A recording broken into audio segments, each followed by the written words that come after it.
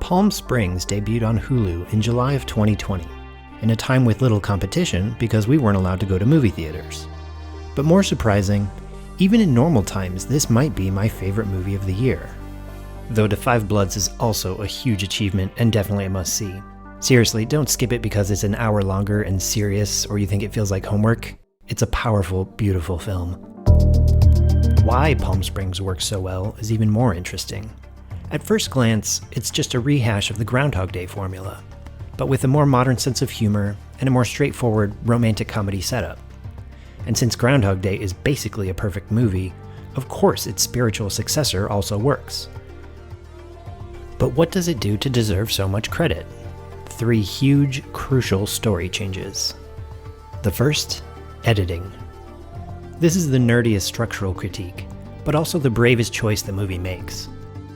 The original Groundhog Day runs about 1 hour 40 minutes, but takes the first full 18 minutes setting up the character and his predicament before Phil wakes up in his first time loop. We then spend the middle of the movie watching him figure out the rules of this world and experiment with the different ways to get out. I'm a god. You're God. I'm a god. I'm not the god. Only after all that does he commit to a path of personal growth. Palm Springs skips over the entire first 2 sections of Groundhog Day, dropping us in with a character already deep into his endlessly repeating purgatory. Niles is past his figuring out how it all works phase, so the movie kicks off with his general acceptance of being stuck and what that means for him on both a practical and existential level. Good day so far? Today, tomorrow, it's all the same. He's making the best of what his life has become, built some simple rules for how not to be an awful person in that world, but he's lost any sense of meaning or purpose beyond that. This way, we get to spend the whole movie on his journey of emotional growth, when we get to the second big change that makes all the difference in the world. Number 2, companionship. The biggest game changer in this script is the introduction of other characters into the same repeating loop. Not only does this unlock a lot more potential for fun that the movie makes great use of, it opens up totally new emotional territory to explore. In a lot of ways, this is actually Sarah's movie, with Niles playing the mentor/companion as she goes through phases of denial, negotiation, and acceptance before coming out the other side and forcing both of them to grow and change.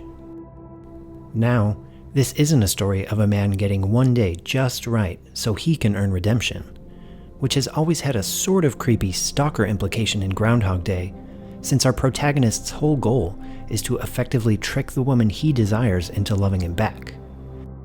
Instead, Palm Springs is a story about what it means to share a life with someone, even if that life, like most lives, is going to be a lot of the same thing over and over again. And the ability to make peace with that is beautiful in a whole new way from the original. Number 3, setting. The least consequential, but this update allows for whole new shades to the idea of getting stuck on repeat. A destination wedding in Palm Springs sounds pretty fun.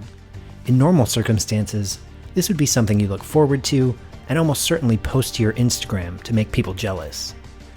It's lounging and drinking and catered food with a picturesque backdrop. Who wouldn't want more days like that?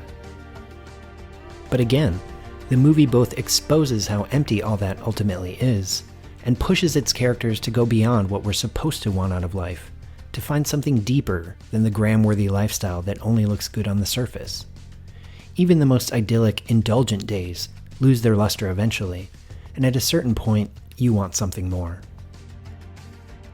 So even though Palm Springs pays great homage to its inspiration, with a few key changes, it delivers a fresh, funny, and affecting look at how we spend our days and who we want to spend them with, which brings us back to questions we can ask ourselves about our own lives. So this week, let's discuss. If you could choose one day of your life to live on loop, which day would you choose and why? Where would you be? Which people would you be with? And why would you choose them? How long could you spend living that same day? And what would be the biggest reason that you wanted out?